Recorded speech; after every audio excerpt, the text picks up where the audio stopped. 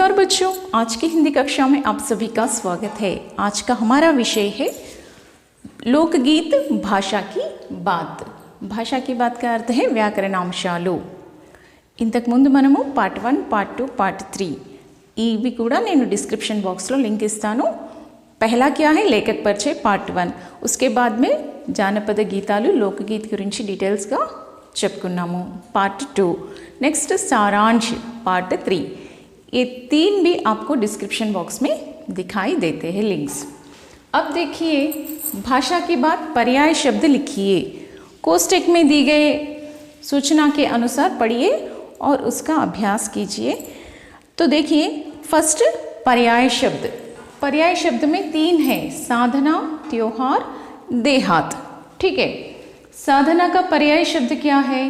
अभ्यास, उपासना। ఇంకా మీకేమైనా దొరికినా కూడా రాయొచ్చు।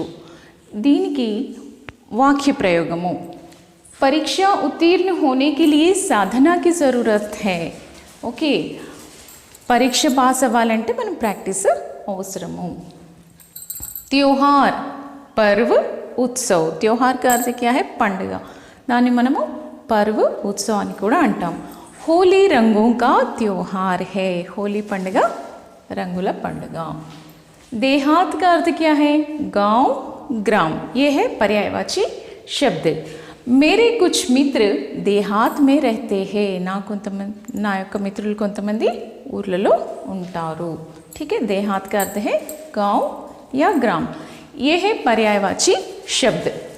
नेक्स्ट देखिए विलोम शब्द लिखिए, सजीव, परदेशी, शास्त्रीय। इसके लिए विलोम शब्द क्या है? सजीव, निर्जीव। इदैते मीकु चाला ఈజీ। परदेशी, स्वदेशी, शास्त्रीय, अशास्त्रीय। अब इसके वाक्य प्रयोग भी हम लिखे हैं। ఇది ఇంకా ఈజీ కావాలనేసి ఇంకా వాక్య ప్రయోగాలు కూడా చేశాం। यह चित्र बहुत ही सजीव है। चित्र का अर्थ क्या है? బొమ్మ। ఈ బొమ్మ చాలా సజీవంగా కనిపిస్తుంది। विदेश में रहने वालों को परदेशी कहते हैं। ठीक है, विदेश में रहने वालों को परदेशी कहते हैं। ఇక్కడ మనం రాసింది ఈ పదాలను యూస్ చేస్తూ అక్కడ రాసాం। शास्त्रीय, अशास्त्रीय। शास्त्रीय पद्धति में संगीत सीखते हैं। ఇది ఒక టైపు। ఇంకొక టైప్ ఏంటి? మనం రాయాలంటే సజీవ్, నిర్జీవ్ రెండు కూడా వచ్చేటట్టుగా రాసుకోవచ్చు। यह चित्र बहुत ही सजीव है ఒకటి, ఇంకా దానికి నిర్జీవ్ ఏముంది? ఇంకొక వాక్యం రాసుకోవచ్చు। यह चित्र बहुत सजीव है, वह चित्र निर्जीव है। ठीक है, तो ये है विलोम शब्द। अब यहाँ पर देखिए लिंग बदलिए। पुल्लिंग ఉంటే స్త్రీలింగంలోకి మార్చాలి, స్త్రీలింగం ఉంటే పుల్లింగంలోకి మార్చాలి। यहाँ पर गायक, कवि, लेखक 3 पुल्लिंग पदालु उन्नाई। अब इन्हें हम किस में बदलना है? स्त्रीलिंग में बदलना है। गायक, गायिका, कवि, कवयित्री, लेखक, लेखिका।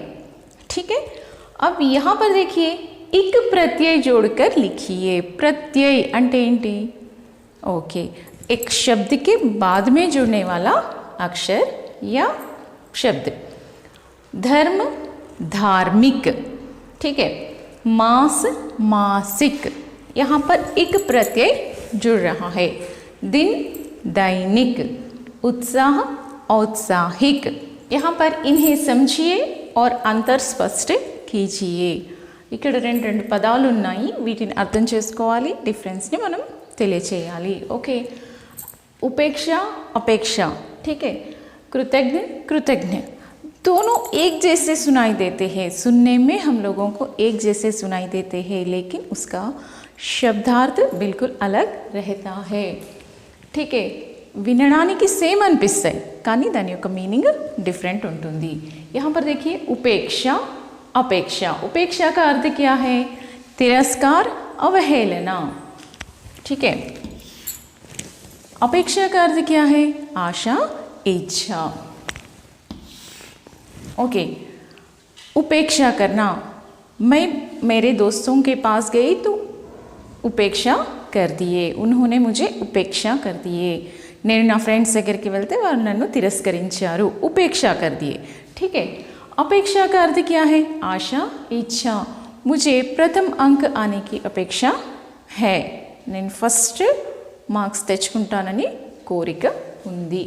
ऐसे వినడానికి సేమ్ ఉంది, उपेक्षा अपेक्षा, लेकिन मीनिंग बिल्कुल अलग रहता है। अब यहाँ पर देखिए कृतज्ञ, कृतज्ञ, ठीक है, महाप्राण से है। कृतज्ञ का अर्थ क्या है? आभारी, थैंकफुल। ठीक है, कोई भी हमें कुछ मदद किए, ఎవరైనా మనకి హెల్ప్ చేస్తే మనం ఏం చేస్తాము? कृतज्ञ रहते हैं। ठीक है, यहाँ पर कृतज्ञ एहसान फरामोश అంటే ఎవరు మనకి హెల్ప్ చేసినా కూడా వాళ్ళని మనం పట్టించుకోకుండా నెగ్లెక్ట్ చేస్తాము। ठीक है ना, कृतज्ञ ఉపకారం చేసిన వారిని కూడా మనం పట్టించుకోకుండా ఉంటాం అన్నమాట, उसे हम कृतज्ञ कहते हैं। बाहर, बाहर, जस्ट एक मात्रा यहाँ और वो एक मात्रा वहाँ, डिफरेंस हो गया, देखिए बाहर, बाहर। ठीक है, बाहर का अर्थ क्या है? वसंत ऋतु। ప్రకృతి में बहुत बहार है, ప్రకృతి చాలా సూపర్గా ఉంది, బహార్ అందము, ప్రకృతి, వసంత ఋతువు ఇలాంటివి వస్తాయి, బహార్। ठीक है, చాలా ప్లెజెంట్గా ఉంది అన్నట్టుగా। బాహర్, मैं बाहर जाना चाहती हूँ, నేను బయటికి వెళ్ళాలని అనుకుంటున్నాను అంటే ఒక సీమ దాటి వెళ్ళడాన్ని బాహర్ అంటాము। దావత్, దవాత్। दावत का अर्थ क्या है? आप सबको मालूम है, మీ అందరికీ తెలుసు दावत అంటే ఏంటి? ప్రత్యేకమైన విందు। ठीक है, विशेष भोजन को हम कहते हैं दावत, इन्विटेशन। ओके, अब दवात, స్యాహీ की शीशी, ఇంక్ పోటల్ ఉంటుంది కదా, అందులో ఇంక్ ఉంటుంది కదా, దాన్ని దవాత్ అంటాము। ये है छोटे छोटे చేంజెస్। ఇదేంటి? మనకి వినడానికి సేమ్ అనిపించినా కూడా దాని యొక్క మీనింగ్ చాలా డిఫరెంట్గా ఉంటుంది। దీన్ని మనము ఎలా తెలుసుకోగలం? మరి మనకి పర్ఫెక్ట్గా మాత్రాయే తెలిసి ఉండాలి, బారాకడి తెలిసి ఉండాలి, लिखने का अंदाज मालूम होना है और उसका शब्दार्थ हमें मालूम होना है, तो हम आसानी से पहचान सकते हैं। మనకి రైటింగ్లో పర్ఫెక్ట్గా ఉండి అర్థం చేసుకోవడం ఈజీగా ఉంటే ఇది మనం ఈజీగా చేసేయచ్చు। ठीक है ना, तो इससे हम लोगों को लोकगीत भाषा की बात पूरा हो गया है। अगली कक्षा में हम अंतर्राष्ट्रीय स्तर पर हिंदी पत्र लेखन के बारे में चर्चा करेंगे। तो फिर से अगली कक्षा में मिलेंगे, तब तक के लिए धन्यवाद।